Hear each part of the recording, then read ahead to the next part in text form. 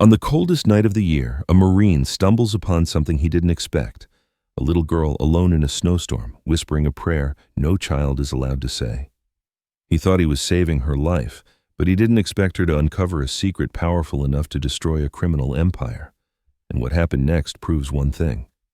Sometimes God doesn't send miracles in the light. He sends them in the form of a child in need of love. Stay with me, because this story will take your breath away. Before we begin, let me know where in the world you're watching. Leave your city in the comments. And if you believe God sends miracles through ordinary people, subscribe and watch until the end. This story will stay with you long after the snow melts.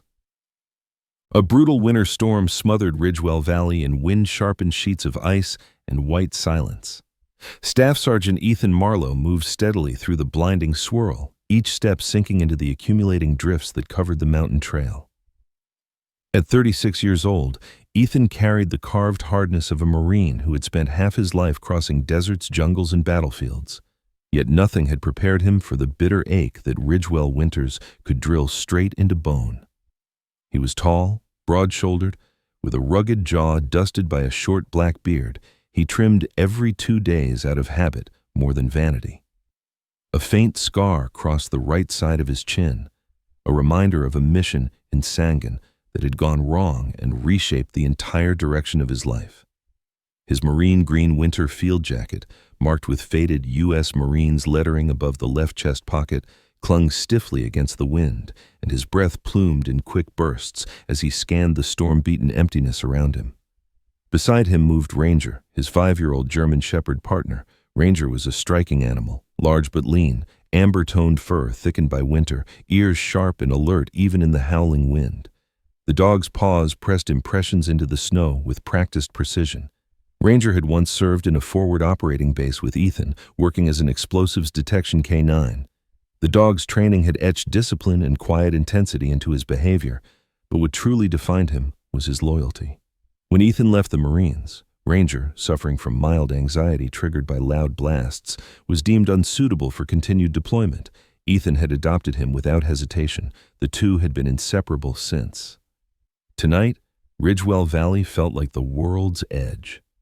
The storm had rolled in stronger than predicted, swallowing the ridgeline, the fir trees, the frozen lake, even the cabins scattered along the slopes. Ethan had volunteered to check the rescue paths while the local emergency team focused on stranded vehicles and injured hikers closer to town. Move forward, stay alert, watch for anyone who might have been caught out in the open. Those were his orders, and he executed them with the quiet discipline that had once made him a dependable squad leader. But beneath his steady exterior, thoughts churned, dark, invasive. He couldn't shake the memories that clawed at him.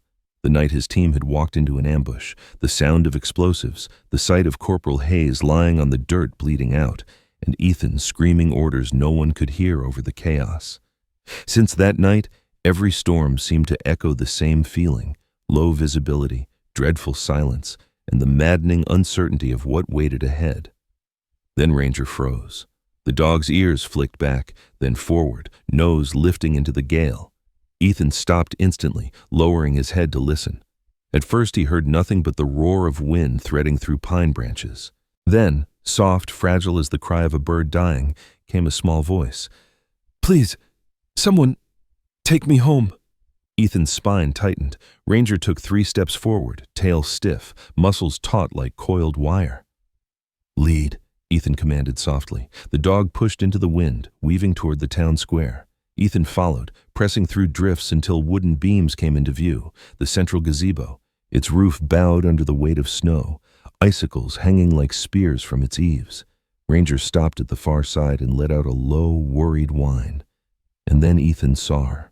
A tiny shape huddled against the gazebo's inner post, a little girl, maybe 4 years old, so small the snow nearly swallowed her whole. Her dress was thin, cotton, pale pink, soaked and stiff from the cold.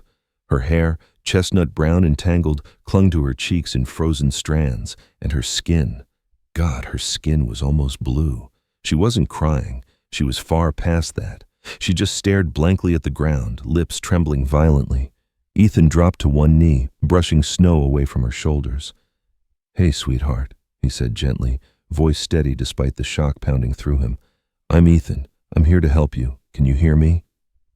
The girl's eyes flicked toward him, deep, dark, and impossibly tired. She whispered with a clarity that cut straight through the storm. "Are you finally here?" Ethan's chest tightened. She sounded like someone who had been waiting for a long time, too long. "What's your name?" "Isabella." Her voice wavered. "I waited like Mommy said. She said, if you get lost, you must stay in the same place, and someone will come." Ethan swallowed hard. "How many nights have you been here, Isabella?" She blinked slowly, trying to remember. 2 times the dark came. 2 nights, outside, in this deadly cold. Ethan didn't waste another second. He scooped her into his arms, shocked by how feather-light she was. Her body sagged limply against him. Ranger pressed close, acting like a windbreak, walking tight against Ethan's leg to shield the child. "We're getting you warm," Ethan murmured. "I've got you now." Isabella's small hand clutched the front of his jacket. "Please don't let him see me," she whispered. Ethan stiffened. "Who?" She didn't answer. Her head dropped to his shoulder. The trek back to his cabin felt longer than it should have. Isabella's body was getting colder, and Ethan kept checking her breathing, making sure it stayed steady. Ranger trotted ahead, pausing now and then to make sure they followed. The dog's protective instincts had fully taken over. When they finally reached the cabin, a small wooden structure nestled between 2 snow-bruised pines, Ethan kicked the door shut behind him and rushed to the fireplace. The room was warm, but not warm enough for a child who had been sitting in the snow for 2 nights. He wrapped Isabella in thick blankets, lit more firewood, boiled water, and checked her vitals with hands that had learned to stabilize wounded Marines under far worse conditions. Ranger lay at her feet, ears pinned down, worried. After several minutes, Isabella's shivering eased. Ethan made her sip warm water in tiny amounts. Slowly, color returned to her face. She looked around his cabin, a simple space with wooden shelves, an old military trunk, a folded American flag in a triangular display case, and Ranger's bed in the corner. Her gaze lingered on a faded photograph of Ethan's old squad taped to the wall. "You live alone?" she asked softly. "Just me and Ranger." "He's big," she whispered, eyes drifting to the dog. Ranger wagged his tail once, slowly, like he understood she needed reassurance. "You're safe now," Ethan said. "Nobody's going to hurt you." But Isabella didn't look relieved.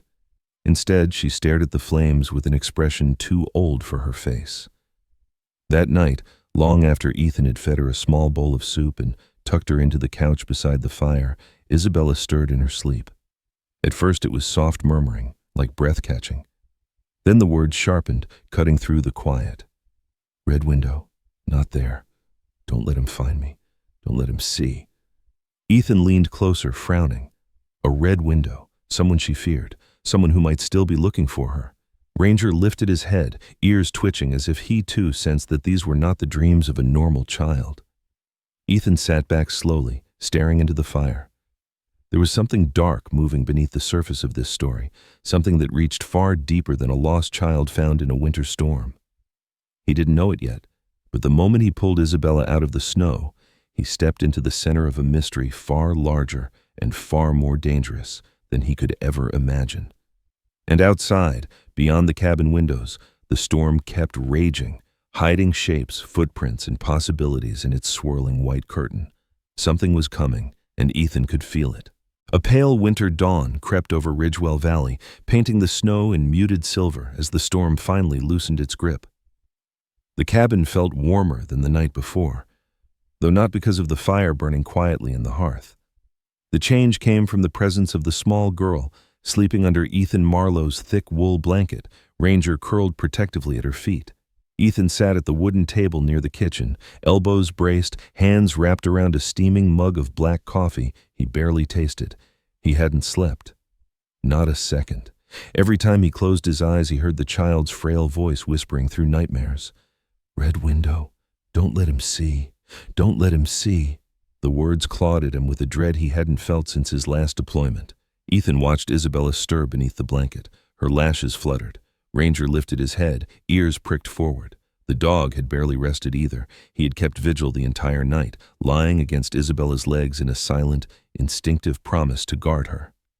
Ethan had seen Ranger do this with wounded Marines before.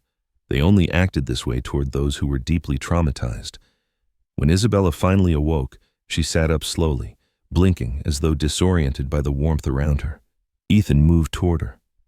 "Morning, kiddo. How are you feeling?" She rubbed her eyes with the back of her hand. Her movements were delicate, unnaturally graceful for a 4-year-old, as if she'd been trained to behave a certain way. "I'm warm," she whispered. "Thank you." Ranger nudged her hand with his nose.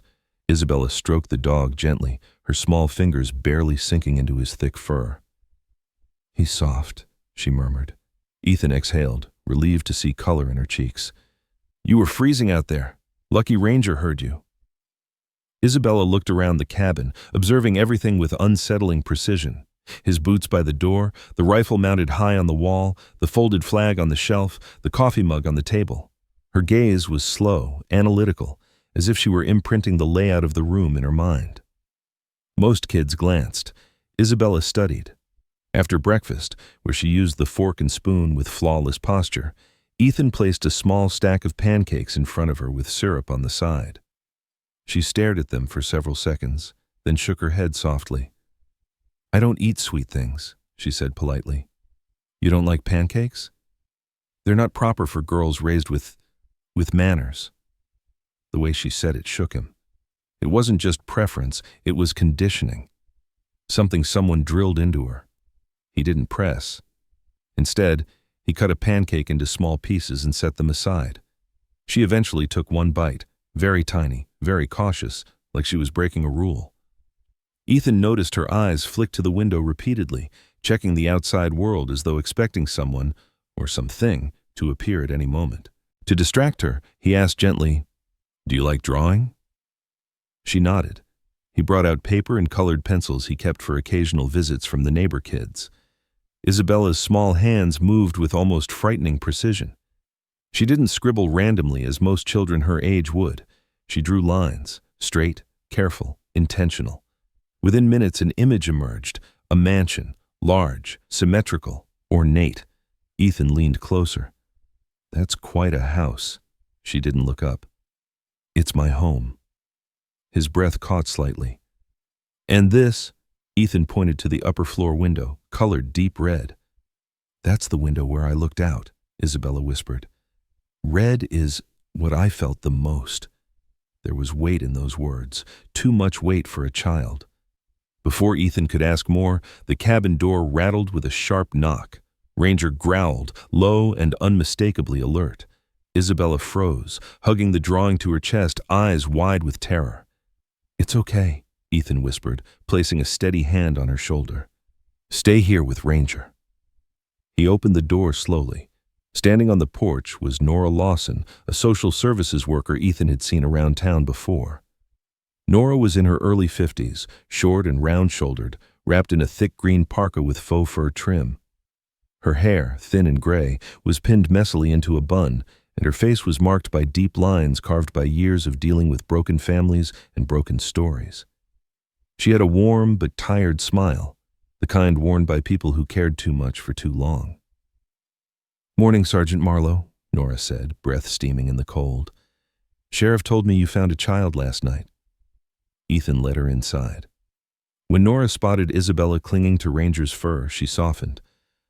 "Oh, sweetheart." Nora crouched beside her, introducing herself gently. Isabella didn't speak. She only clung harder to Ranger. Nora pulled out a small tablet and flipped through missing persons reports. "No children reported missing in Ridgewell or the surrounding towns in the last 6 months, she said, voice tightening. "Her clothes aren't from any local store either, and she speaks, well. Too well," Ethan added. Nora nodded grimly. "She might be from a wealthy family, but that doesn't explain why she was alone in a blizzard." When Nora asked questions, where she came from, who left her, why she was outside, Isabella only whispered, "I promised I wouldn't tell. He'll be angry. He'll find me." At the word he, Ranger growled again. Nora stood, troubled. "I'll file a report, but I've seen children afraid to talk before. Something's wrong here. Very wrong. After Nora left, Ethan decided to take Isabella into town to register her with the sheriff. The storm had cleared enough to drive safely. Isabella insisted on holding Ranger's collar the entire time, as though he were her shield. The town square was quiet, the world blanketed in new snow. As they walked toward the sheriff's office, they passed a small flower stall kept by Mrs. Adelaide Carter, an elderly gardener who sold bouquets even in the coldest months. Mrs. Carter was in her late 70s, rail-thin with stooped shoulders, a knitted shawl around her frail frame. Her hair was wispy white, her blue eyes sharp and observant. When she saw Isabella, she gasped so suddenly the petals in her hand scattered. "My word, she looks just like—" "Just like who?" Ethan asked. Mrs. Carter hesitated, gripping the stall counter for support. "The Aldridge girl." Ethan frowned. "Aldridge?" "Yes, the wealthy family who lived in that big estate down the old forest road, the one with the red window. Their little granddaughter used to sniff flowers exactly like that, delicate, graceful, almost rehearsed." Isabella stared at the ground. Ethan placed a protective hand on her back. "Where are the Aldridges now?" he asked. Mrs. Carter shook her head. "Gone. Years ago. Vanished after some trouble."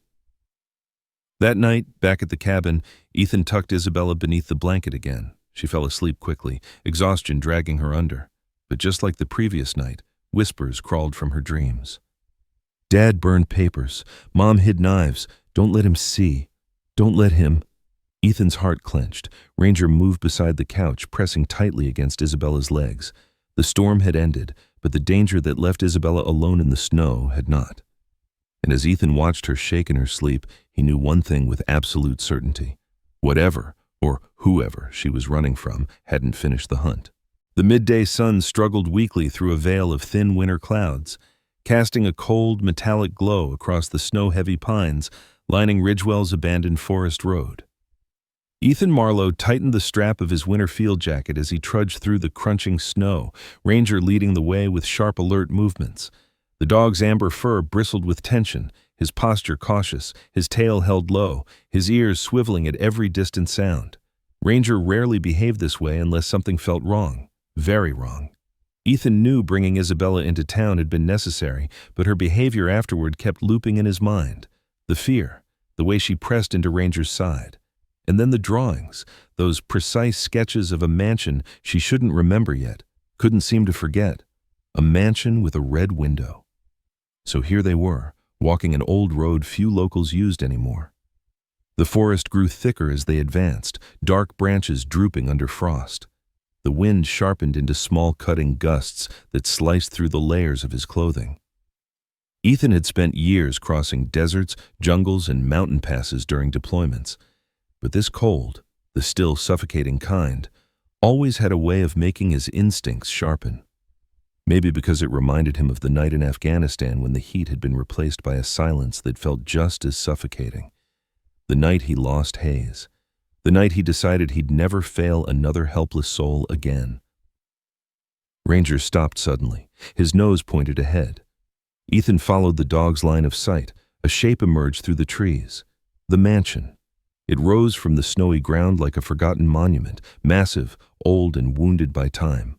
The once white walls were now gray with decay, windows cracked or boarded, rooflines bowed under years of neglect, vines clutched the sides like skeletal fingers, but even in its ruin, the house breathed a kind of heavy, ghostly grandeur. And there it was. On the second floor, emerging like an accusation through the desolation, a single window painted deep red. Ethan felt his stomach tighten. It was exactly as Isabella had drawn it, every line, every proportion. The red window stood out like a wound against the pale facade. Ranger growled low. "Easy, boy." Ethan rested a hand on the dog's back. "We're going in." The gate to the property hung crookedly, one hinge broken. Snow covered the cobblestone path leading to the entrance. Ranger sniffed compulsively at the ground, pacing, circling, tail stiff, a clear sign that scent traces lingered. Recent ones.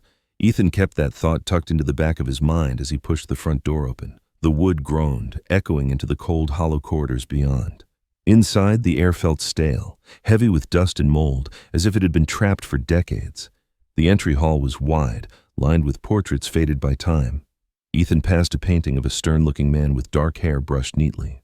Back, a sharp Roman nose and cold blue eyes.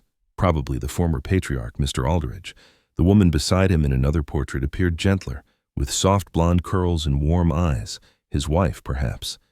Ranger walked in front, muscles taut, sniffing intensely. The faint scents were old but not ancient. Someone had indeed been here, though not recently enough to panic. Ethan reached the office room Isabella had mentioned in her dreamlike whispers. A large oak desk dominated the center. Paper debris littered the floor. Dust clung to every surface. Heavy curtains draped the windows like mourning shrouds. "Find it," Ethan murmured. Ranger sniffed along the bookshelves, then stopped abruptly at a particular section of wall. He pressed his nose against a patch of peeling wallpaper and whined softly. Ethan approached, running his fingers along the surface until he felt it. An indentation. A latch. Almost invisible. He pressed. A soft click echoed. The wall panel shifted slightly. Ethan pulled it open. Inside was a recessed compartment containing a wooden drawer, sealed but intact. Years of dust clung to its edges. Ethan pulled it free slowly, careful not to break the rotting structure. Ranger stayed at his side, eyes fixed on the drawer as though sensing something significant inside. When Ethan opened it, he found 3 items neatly stacked. A thick envelope stamped with the Aldridge family crest, an ornate A within a shield. A handwritten letter tied with a faded ribbon. A small bundle of legal documents wrapped in parchment. He lifted the letter first. The handwriting was steady, elegant. "To my beloved Isabella." His breath caught. He skimmed the note. Each line felt heavier than the last. The letter revealed Isabella's lineage. She was not merely a lost child. She was the biological granddaughter of the Aldridge patriarch. Her parents had died in a suspicious car accident when she was a baby, leaving her in the care of her grandparents. The Aldridges had adored her. There was no doubt in the grandfather's words. But then came the darker parts. The Aldridge estate had become entangled in a criminal financial network, a laundering ring that operated through regional businesses, some involving high-profile figures who sought to remain untouchable. The Aldridges had reported them. After that, threats followed. Men in gray coats, surveillance, intimidation. One line chilled Ethan. "If anyone sees her near the red window, they will know she remembers." Ethan folded the letter carefully, swallowing hard.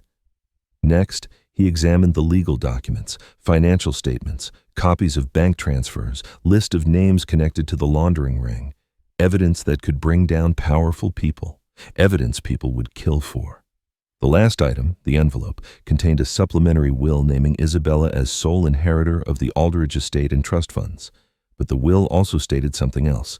"If anything happens to us if we disappear, please, whoever finds this, protect her. The danger will not end with our absence." A weight settled in Ethan's chest. This wasn't a simple case of abandonment. This was survival, desperation, sacrifice. He closed the drawer and prepared to leave. Ranger suddenly stiffened, hackles rising. He rushed to the doorway and barked sharply. "What is it?" Ethan followed the dog, scanning the hall. Ranger ran to the foyer, nose pressed against the gap beneath the front door, growling. Ethan knelt and noticed impressions just beyond the porch, a series of footprints partly dusted by snowfall. They were fresh, hours old, maybe less. Someone had been watching the house, someone who might return. Ethan's jaw tensed. He placed a hand on Ranger's back. "We're not staying." As they crossed the threshold, Ethan looked back at the red window one last time. A chill, not from the winter wind, ran up his spine. Whoever had been there was likely the same person Isabella feared, the same person who might have followed her trail. And as Ethan and Ranger started down the path, Ranger paused, ears pricked, scanning the woods behind them. The footprints disappeared into the trees. "Kamisan Ista." Toward Ridgewell Valley. Toward the cabin, toward Isabella. The morning broke cold and sharp over Ridgewell Valley, the wind slicing along the ridgeline like a warning carried across frozen air. Ethan Marlowe paced the length of his cabin with a heaviness he hadn't felt since his deployment years. Ranger followed his footsteps with a restless anxiety, tail flicking, paws tapping the wooden floor in a rhythm that mirrored the tension in the room. Isabella sat curled in a corner chair wrapped in one of Ethan's thick wool blankets, her small fingers clenched tightly around the fold of fabric, as though it were the only thing tethering her to safety. Her eyes, large, dark, and shimmering with a weight no child should bear, watched him without speaking. The knock on the door came sharply, jolting Ranger into a low snarl. Ethan approached cautiously and opened it to find Nora Lawson, the middle-aged social worker, breathless and pale, her green parka dusted with frost. Nora's gray hair frizzed wildly from the rushed drive up the mountain. Her eyes, usually soft and patient from years of dealing with traumatized children, now burned with urgency. "Sergeant Marlowe," she gasped, "we need to talk." Ethan ushered her inside. Isabella shrank further into the blanket, Ranger positioning himself between her and the door with a rigid protective stance. Nora rubbed her gloved hands together, trying to steady her breath. "Someone called the social services office early this morning. A man. No name, no caller ID. He asked if a child matching Isabella's description had been found in the blizzard." Ethan's jaw clenched. "Did you tell him anything?" "Of course not," Nora replied immediately. "But the way he asked, it wasn't concern. It was like he was confirming she survived." Ranger growled again. Isabella buried her face in the blanket. "What exactly did he say?" Ethan pressed. "He said, 'The girl from the storm, has she been located?' And when I asked who he was, he hung up." A coldness seeped through Ethan's spine deeper than the winter wind. Nora looked toward Isabella with deep pity. Whatever this little girl escaped from, they're looking for her. Ethan didn't waste time. "Pack light," he told Isabella softly. "We're leaving." She nodded without questioning him, only gripping Ranger's fur for comfort. They drove out of Ridgewell Valley at dusk, following a narrow road that wound deeper into the mountains. Ethan's truck rumbled over icy patches, headlights slicing through the growing twilight. Isabella sat silently in the back seat, Ranger's head resting on her lap. Ethan checked the rear-view mirror more times than necessary, scanning for unfamiliar lights. The cabin he drove toward wasn't on any map. It was an old Marine training outpost hidden in the forest, a place Ethan and his former squad used privately for survival drills and off-grid retreats. Most locals didn't even know the trail existed. It was remote, fortified, and designed for soldiers to disappear when needed. When they arrived, the facility appeared as a cluster of camouflaged wooden structures tucked beneath old fir trees. The largest cabin had reinforced walls and a steel door that blended with the logs. Ethan unlocked it, ushering Isabella and Ranger inside. The interior was sparse but functional. Military cots, a pot-belly stove, tactical gear stored neatly on racks. Isabella looked around with wide eyes but didn't cry. Instead, she whispered, "This place feels safe." As Ethan set up the fire, Isabella sat beside Ranger and finally spoke. He said if I talked, Daddy would die." Ethan froze, his hands tightening around a piece of firewood. "Who said that, Isabella?" "The man in the gray coat." Her small voice trembled. "He came to our house many times. He talked to Grandpa first, then Daddy. Daddy burned papers after he left. Mommy hid knives under the bed. I wasn't supposed to look out the red window. If I did, he would know." Ethan felt something dark coil inside him. Trauma in Marines was something he understood intimately, but trauma in a child, this small, this gentle, was harder to swallow. "Tell me about the last day with your parents," Ethan encouraged softly. Isabella hugged her knees, chin trembling. "Mommy brushed my hair. She said we would go for a walk. She held my hand tight. Daddy cried in the hallway. They said we were going somewhere safe. Then, her voice cracked. "They left me on a bench. Mommy said she loved me. Daddy kissed my forehead. They told me to wait. They promised to come back, but they didn't." Ranger nudged her shoulder gently. Ethan forced his anger into focus. "I won't let anyone hurt you," he whispered. Later that night, after Isabella slept clutching Ranger like a guardian, Ethan stepped outside to call someone he hadn't contacted in years. Agent Marcus Hale, a federal investigator in his early 40s with a stocky build and a face hardened by dealing with white-collar criminals, picked up. Marcus had short-cropped brown hair and deep-set hazel eyes that always seemed to scan everything like a predator assessing a threat. His reputation was a blend of brilliance and stubbornness, traits sharpened by losing his own sister to organized crime years earlier. "Marlowe," Marcus said, "haven't heard your voice since we shut down that trafficking ring near the border." I need a favor, Ethan replied. Big one. Marcus listened as Ethan relayed everything he knew, the girl, the mansion, the documents. When Ethan mentioned the man in the gray coat, Marcus inhaled sharply. That matches a description I've heard before. A hired enforcer, middle-aged, tall, lean build, gaunt face. Worked for multiple laundering fronts. They call him Graylight. Ethan frowned. You think he's after Isabella? No, Marcus corrected. They're all after her. The people behind Graylight believe that the granddaughter of Aldridge might know where the final evidence is hidden. They won't risk her growing up and talking. She's a loose thread. And criminals cut loose threads. Ethan's fist tightened. How long until they move? Marcus paused.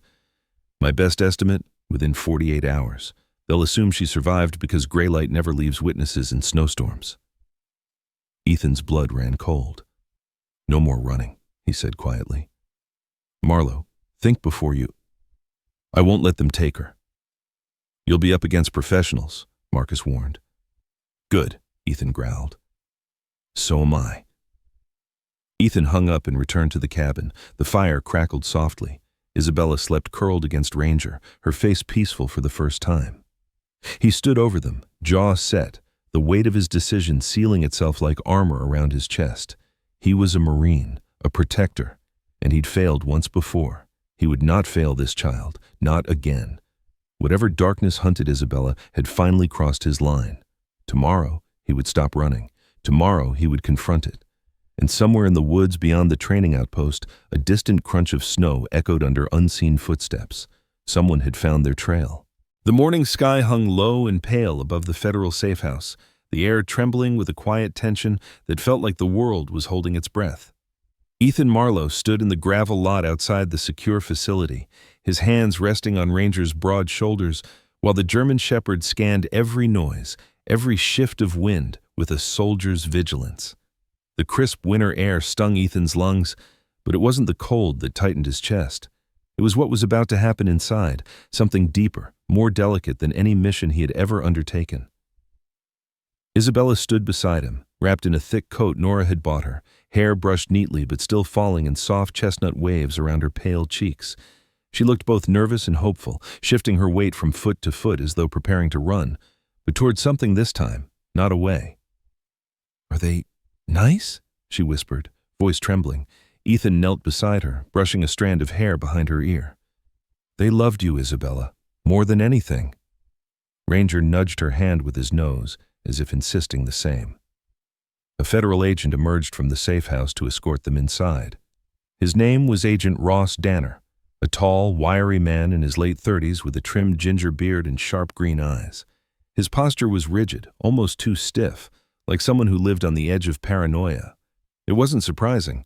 Ross had worked high-threat protective operations for most of his career, a job that shaped him into someone always expecting trouble. This way, Ross said, voice low but crisp. They're waiting in the West meeting room. Inside, the facility smelled faintly of disinfectant and coffee. Security cameras watched every hallway. Ethan kept Ranger close, one hand on Isabella's shoulder as they followed Ross deeper into the building.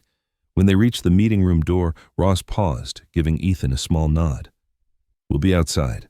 Take whatever time you need. Ethan pushed the door open. Inside sat an older couple, and the world seemed to stop. The man, Edmund Aldridge, was in his early 70s, tall but with slumped shoulders, as though grief had been slowly pressing down on him for years.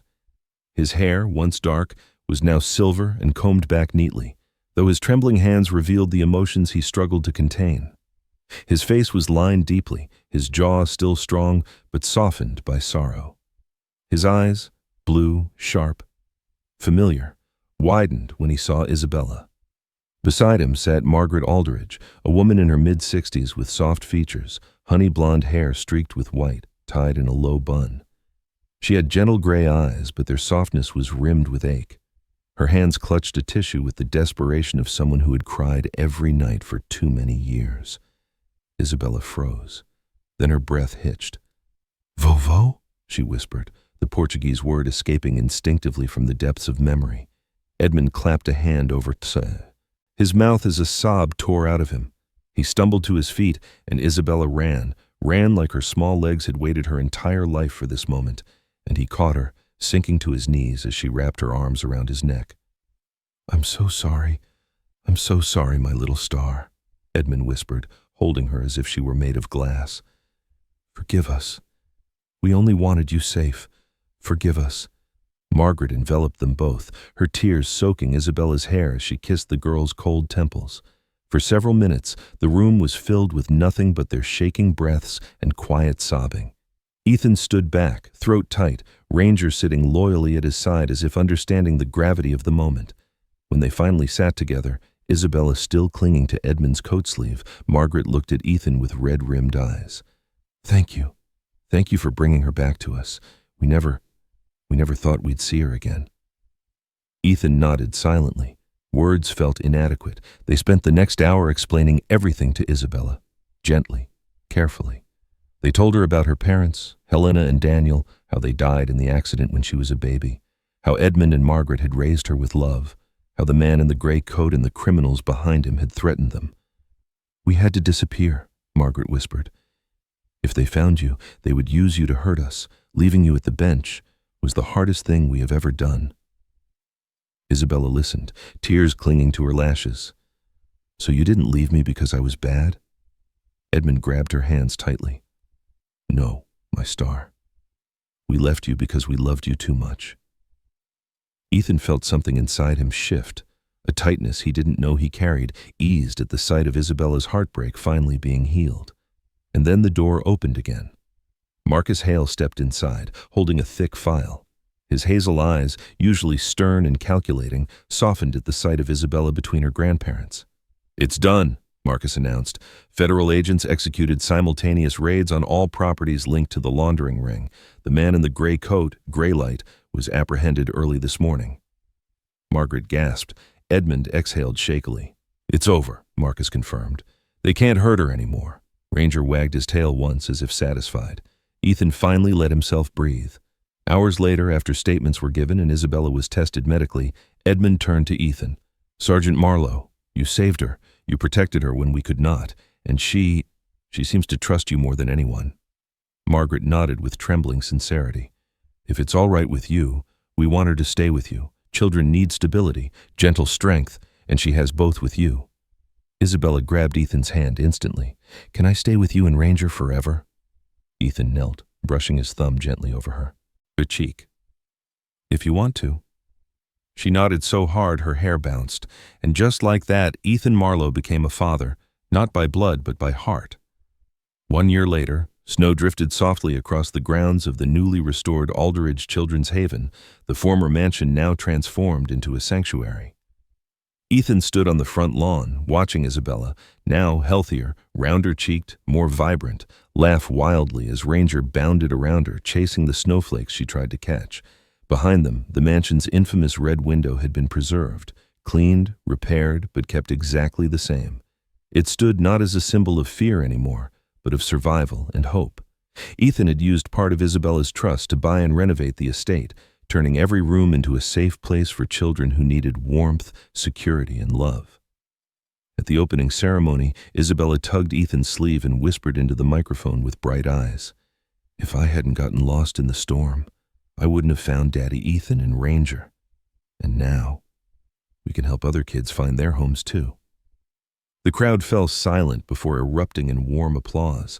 Ethan looked at her, this small girl who had once whispered to the wind asking God to take her, and realized she had grown into a beacon for others. Winter had come again, but this time Isabella had a home, a family, a future. And Ethan knew without doubt that saving her had saved him as well. Sometimes the greatest miracles don't arrive in brilliant flashes of light. They come quietly, disguised as moments of loss, fear, or cold winter nights. Isabella believed she had been abandoned, yet God was already guiding her steps toward the very people who would love and protect her for the rest of her life. And in our own daily lives, we often walk through storms thinking we are alone, not realizing that God may be leading us to a new beginning, a new family, or a new purpose. When everything feels dark, hold on, because the same God who brought Isabella out of the snow is watching over you too. If this story touched your heart, please share it with someone who might need a reminder that miracles still happen. Leave a comment telling me what part moved you the most, and don't forget to subscribe to the channel so you never miss a new story. May God bless you, protect your home, and bring light into every storm you face.